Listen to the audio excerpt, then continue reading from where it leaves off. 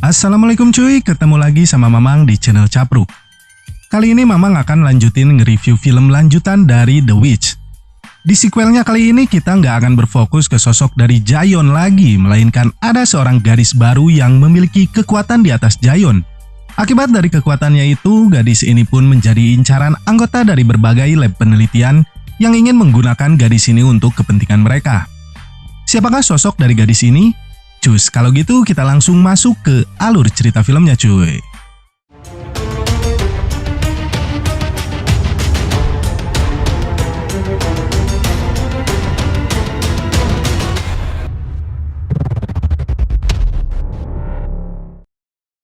Di awal film diperlihatkan sosok dari seorang bocah perempuan di mana dirinya sedang berada di dalam sebuah peternakan sapi. Bocah ini berlumuran darah dan juga terlihat sangat ketakutan. Scene pun kemudian berpindah di dalam sebuah bis di mana seorang gadis bernama Neneng sedang bersama teman-temannya untuk melakukan perjalanan studi tour dari sekolah mereka. Sahabatnya yang duduk di sebelahnya kemudian menggibahnya jika semalam Neneng telah bobo bareng dengan pria bernama Jo-hyun. Tak ingin perbincangan itu berlanjut, Neneng pun menutup mulut jadah temannya itu, sementara siswa lain mulai bernyanyi bersama guru mereka. 누가 어제 그 테이프 듣냐? 너 어제 재수 오빠랑 잤지? 잤냐?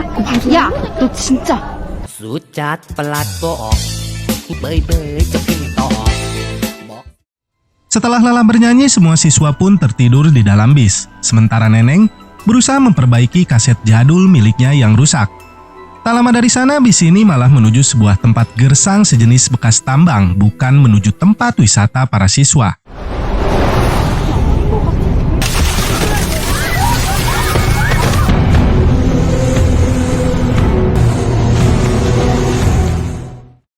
Neneng kemudian terbangun di sebuah tempat mirip lab penelitian bersama dengan dokter baik dan kembarannya Cheodah. Kejadian itu pun ternyata disembunyikan dengan membuat bis yang mereka tumpangi terlihat terjatuh ke dalam sebuah jurang.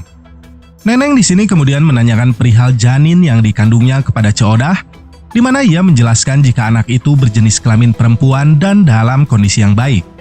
Cheodah juga mengatakan jika ia akan membuat kloningan dari bayi tersebut. 뱃속에 아기가 있어요. 너 정말 네가 누군지 모르는구나. Beberapa tahun kemudian di tempat lain, tepatnya di sebuah tempat pusat penelitian bernama Arkmain, wanita bernama Ningxi sedang menunggu rekannya yang lain untuk menghancurkan tempat tersebut. Ningxi dan rekan-rekannya diberikan misi dari tempat mereka di Shanghai, Cina, untuk mencari seorang gadis yang berada dalam pusat penelitian tersebut.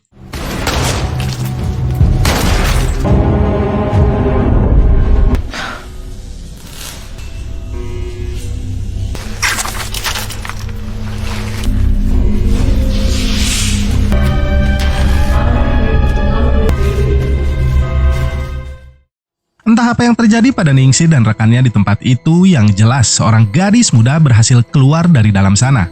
Gadis ini adalah salah satu objek rekayasa genetika yang lahir di lab tersebut, yang mana dirinya sama sekali tidak mengetahui apapun tentang dunia luar.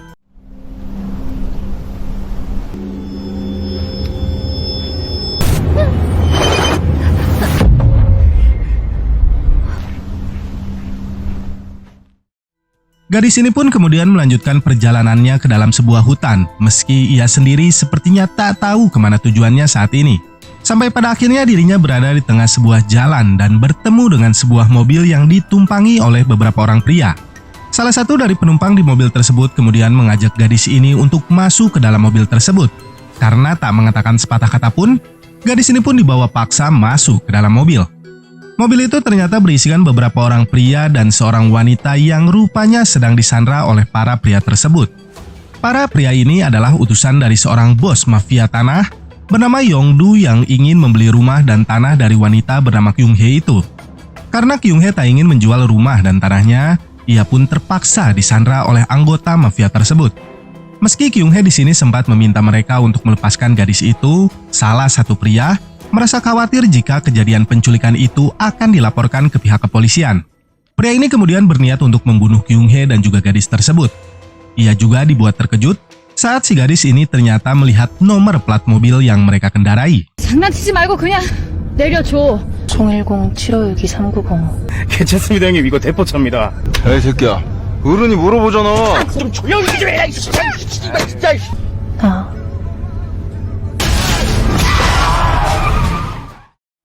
Saat si gadis berusaha membunuh satu orang pria yang tersisa di sana, Kyung-hee melarangnya. Kyung-hee di sini kemudian mengambil ponsel dari pria tersebut untuk kemudian menghubungi ambulans dan membawa si gadis pergi dari tempat tersebut. Setelahnya Kyung-hee pun menelpon salah satu kenalannya, seorang paman bernama Achep yang berprofesi sebagai dokter hewan untuk menjemput dirinya. 너 대체 이게 누가 이랬어? 이거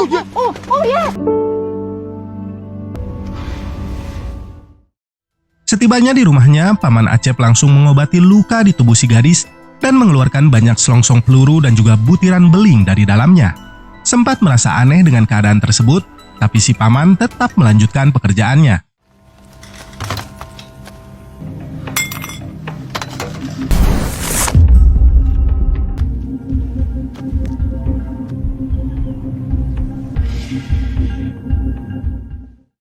Keesokan harinya, Kyung-hee pun mendatangi kediaman paman Achep untuk menanyakan keadaan dari si gadis.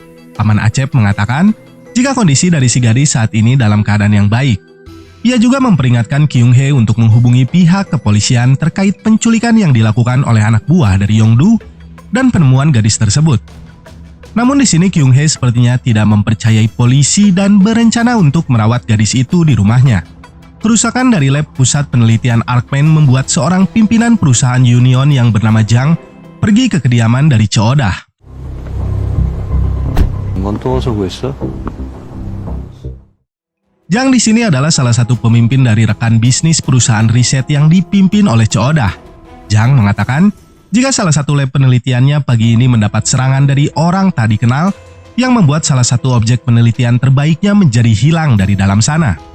Di sini ia mencurigai jika pelakunya adalah orang dari perusahaan transhumanis yang dipimpin oleh Cheodah.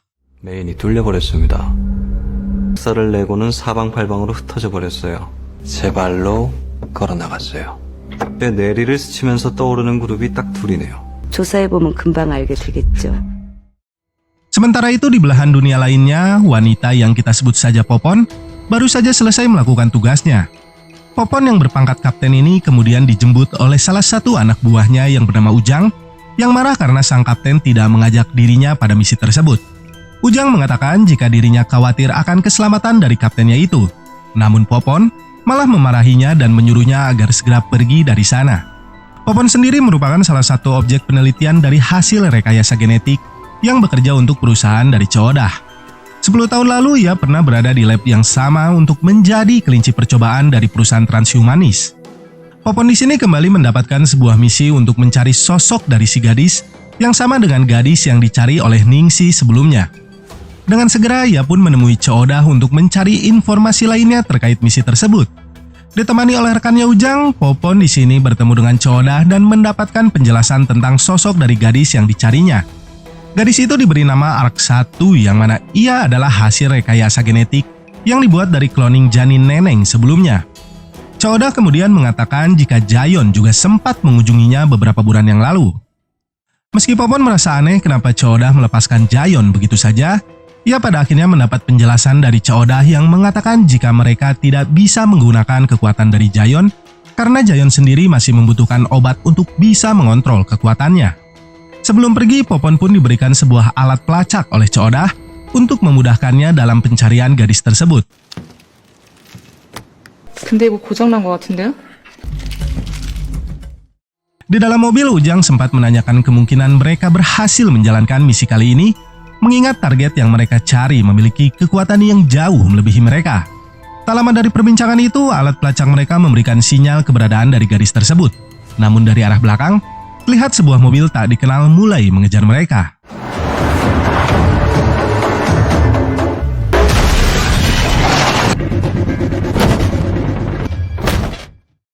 Para pria yang mengejar mereka ini adalah orang suruhan dari Jang yang tak ingin jika Cheodah ikut campur dalam pencarian mereka. Mau tak mau Ujang pun harus beku hantam dengan para pria tersebut.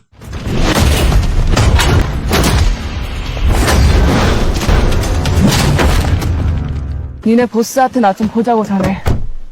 Di tempat lainnya, Kyung Hae mulai membawa si gadis untuk dibawa pulang ke rumahnya.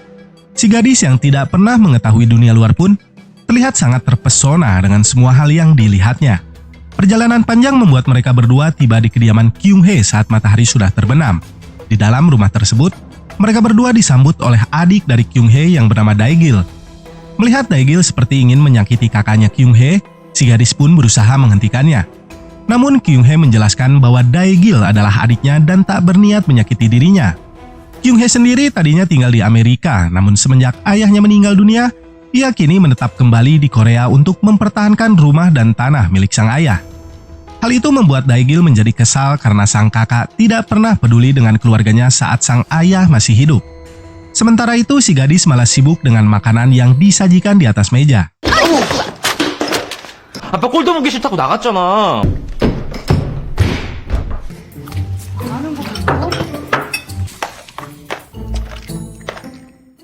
Selesai makan, Kyung Hae kemudian mengantar si gadis ke kamarnya. Ia juga memberikan gadis itu pakaian ganti selama ia tinggal di sana. Kyung Hae di sini merasa ia masih hidup berkat pertolongan dari si gadis itu. Sedangkan si gadis sendiri merasa jika Kyung Hae seperti ibunya dan secara alami berusaha untuk melindunginya. 뭐 필요한 거 있으면 얘기하고 덕분에 살았어. Malam harinya si gadis kembali mengocorkan darah dari lubang hidungnya dan mengalami sakit kepala hebat. Namun berbeda seperti Jaeon di film sebelumnya, si gadis ini mampu mengontrol rasa sakit itu dengan sendirinya. Tak lama dari sana beberapa buah mobil mendatangi kediaman dari Kyung Hae yang mana mereka adalah Yongdu bersama anak buahnya yang kembali ingin mengambil lahan milik Kyung Hae. Tak gentar sedikit pun, Kyung Hae di sini malah keluar sambil membawa sebuah bedil miliknya untuk mengusir Yongdu dan anak buahnya. Yongdu mengira jika Kyung Hae membawa beberapa orang bodyguard yang membuat 4 orang anak buahnya tempo hari lalu menjadi lumpuh dan ketakutan. Ia di sini mengatakan jika tak ingin orang luar terlibat dalam sengketa tanah yang mereka perebutkan.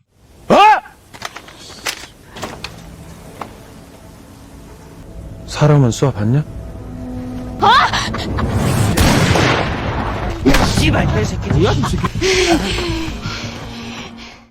Yongdu kemudian kembali memaksa Kyung Hae untuk menandatangani kontrak penjualan lahan mereka dan menyuruhnya untuk segera pindah ke Seoul bersama sang adik. Namun kembali Kyung Hae menolaknya dan tak mau menjual warisan dari orang tuanya itu. Kyung Hae juga mengatakan jika Yongdu adalah orang yang telah membunuh ayah mereka. Hal itu pun membuat Yongdu marah dan menyuruh anak buahnya untuk menghajar kakak beradik itu. 그냥 그 돈 받고 네가 우리 아빠 죽였잖아 이 개새끼야!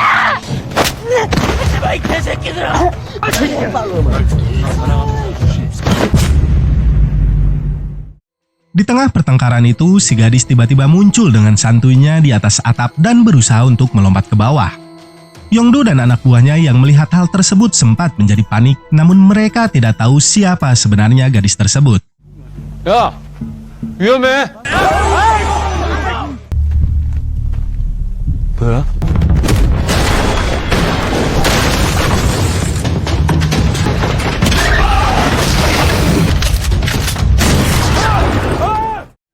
Kyung Hae kembali menghentikan si gadis yang berusaha untuk membunuh Yongdu. Yongdu yang ketakutan pun segera membawa anak buahnya untuk pergi dari sana. Dae-gil yang melihat kejadian barusan menjadi semangat akan kehadiran si gadis di rumah mereka. Ia di sini bahkan mengira jika si gadis adalah sosok alien yang bisa membuat mereka kaya jika memposting kekuatannya di sosial media. 일단 진정하고 쟤 우리 집 언제까지 있을 건가? 만나서 이 새끼야. 아프다고. 아 진짜 친하게 지내야 돼 저런 애랑은. Esok paginya Kyung Hae mengajak adiknya dan juga si gadis untuk membeli bahan makanan di sebuah minimarket. Di dalam mobil tersebut, Dae-gil sempat mengutarakan tujuannya untuk membuat YouTube dan memposting video dari si gadis dengan maksud menjadi viral dan mendapatkan cuan. Namun si gadis yang tak mengerti apa-apa hanya peduli pada makanan yang dilihatnya di ponsel milik Dae-gil. Bahkan saat di minimarket pun, gadis ini memakan semua makanan yang ada di dalam sana.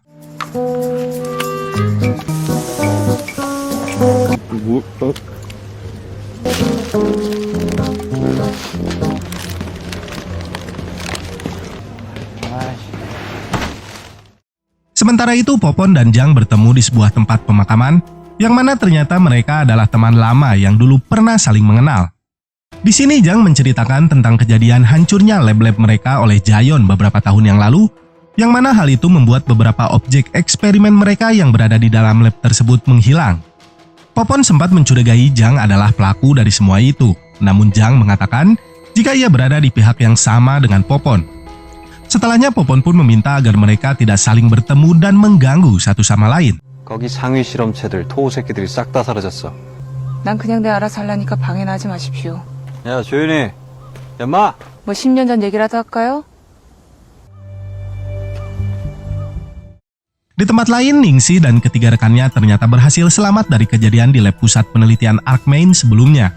Di dalam sebuah mobil, para anggotanya sempat terlibat adu mulut yang membuat Ningsi selaku orang terkuat di antara mereka menjadi aral dan menantang duel salah satu anggotanya. 快到了吗？怪不得我勒着你那张臭嘴。来一场呗。你说呢？哎呀，开玩笑的嘛。怎么活着的？老了你吧。 Di tempat lain, Yongdu yang mengetahui hubungan antara Paman Acep dan Kyung-hee kemudian memutuskan untuk mencari informasi tentang si gadis kepadanya. 개 고양이 진료만 그것도 아니 주사장 구기 집의 얘기. 메시지 받았습니다.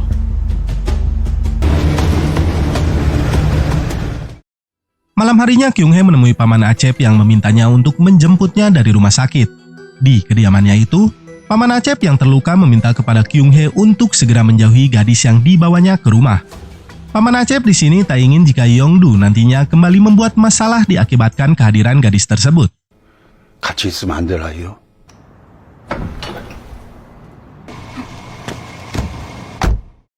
Sementara itu, Yongdu sendiri berusaha menghubungi seseorang dan mencari informasi lainnya tentang gadis itu.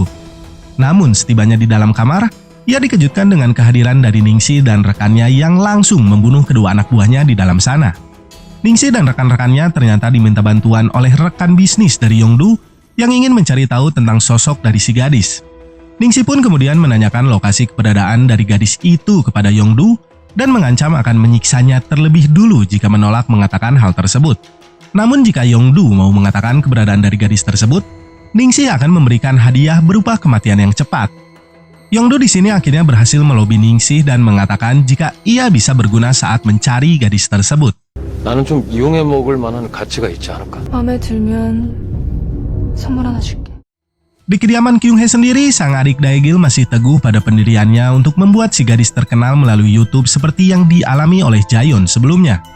Ia juga menyuruh si gadis untuk mencoba bernyanyi, namun si gadis mengatakan jika ia tidak pernah menyanyikan lagu sebelumnya. Gadis ini pun lalu menunjukkan kemampuan lainnya setelah mendengar Daegil akan memberikannya hadiah sebuah pizza yang lebih besar dari yang ia makan sebelumnya. 걔가 그 시골 소녀 구자연이라고. 나 근데 노래 안 해봤는데. 나 피자 시켜줄게. 아까 먹은 거랑 다른 거. 쟨 그거 개인기야? 아, 뭐 임마. 오! 안테나 뽑지 말자. TV 봐야 돼, TV. 방금 저 별도 네가 떨군 거냐? Sementara itu, Kyung-hee yang telah tiba di rumahnya diperlihatkan sebuah rekaman CCTV dari lab yang hancur oleh si gadis sebelumnya. Ia pun kemudian diperintahkan oleh Popon untuk melakukan semua yang dikatakannya jika ingin adiknya selamat dari gadis tersebut. Setelahnya, Popon pun mulai menyiapkan timnya untuk menangkap si gadis di rumah itu. The fireworks will give us about 30 minutes.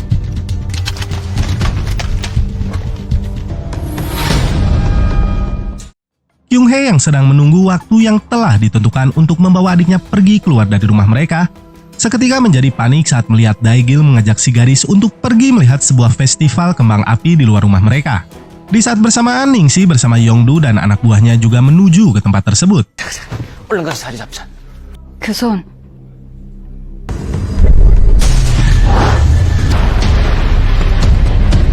They're the Shanghai Lab toes, right? 그 기집애 어딨어? She's added toward the roof, but there is a boy there.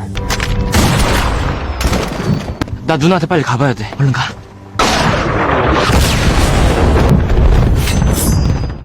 Melihat rudal yang telah diluncurkan, Popon pun segera memeriksa lokasi tersebut, namun ia tidak mendapati sosok dari si gadis di sana. Sementara itu, salah satu anak buahnya harus menghadapi anak buah dari Ningsi yang menyerangnya dari arah belakang.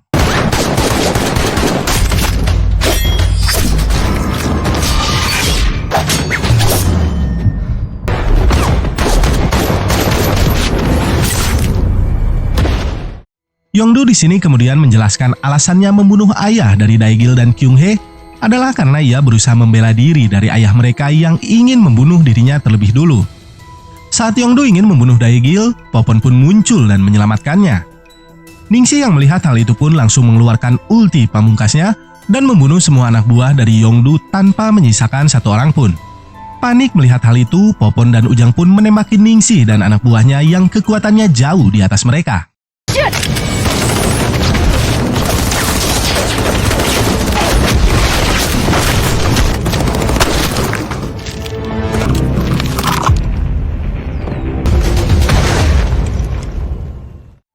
Popon yang terjatuh kemudian berusaha untuk menyelamatkan Daegil dari serangan Yongdu, namun sayangnya hal itu terlambat. Tembakan dari Yongdu di sini ternyata mengenai tepat di bagian dada Daegil, yang mana hal itu membuatnya tewas. Kematian dari Daegil dan juga Kyunghae kali ini dirasakan oleh si gadis yang baru terbangun dari pingsannya. Tak lama kemudian, salah satu anak buah dari Ningsi mendatanginya dan langsung berusaha untuk membunuhnya. Ya.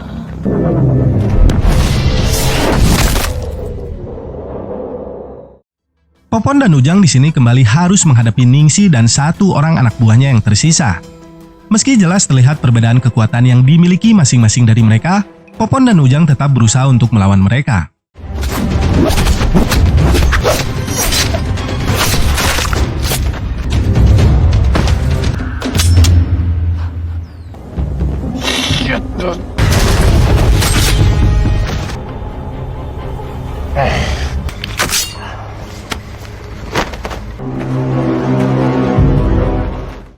Melihat sosok dari Yongdu ada di sana, si gadis pun langsung mematahkan semua tulang yang ada di dalam tubuhnya. Setelahnya ia pun membuat perhitungan dengan salah satu pria anak buah dari Ningsi yang sempat meremehkan kemampuannya.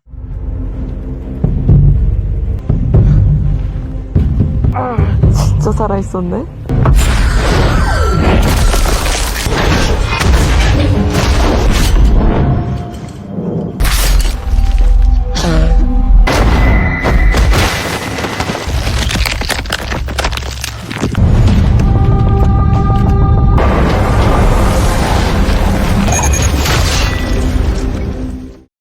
Tak lama kemudian sebuah mobil pun muncul di depan mereka. Dari mobil itu, muncul sosok dari Jayon yang ternyata ia adalah orang yang menyuruh Ningsi dan rekan-rekannya untuk mencari si gadis selama ini. Diceritakan jika Jayon berhasil mengambil alih lab penelitian yang berada di Shanghai, namun ia tidak mendapati sosok dari si gadis di sana. Gadis ini juga ternyata adalah adik dari Jayon yang selama ini dicarinya. 언제 죽이라 그랬어? 잘라. Jayon kemudian menjelaskan jika saat itu ia tidak bisa mencari adiknya dikarenakan dirinya yang masih membutuhkan formula obat untuk penyakit yang dideritanya. Ia juga mengatakan jika selama ini adiknya itu terhubung dengan pikiran dari ibu mereka. Namun si gadis tidak terlalu peduli akan hal itu dan malah menghampiri jasad dari kedua orang yang dicintainya. Jayon pun menawarkan kepada adiknya untuk menyelamatkan salah satu dari mereka dengan formula yang dibawanya. 왜? 네가 필요해서.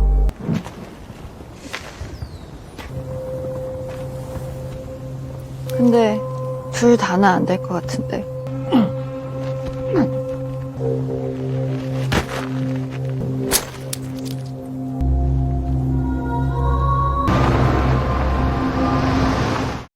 Shin pun kemudian berpindah kembali ke kediaman dari Chooda, di mana ia di sini mengatakan jika Jayon telah berhasil menemukan adiknya.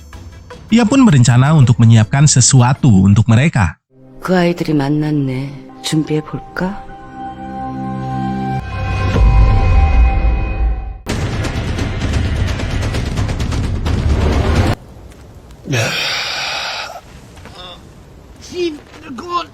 Jim, wake up! You're being f***ing loud again. Give me your hand.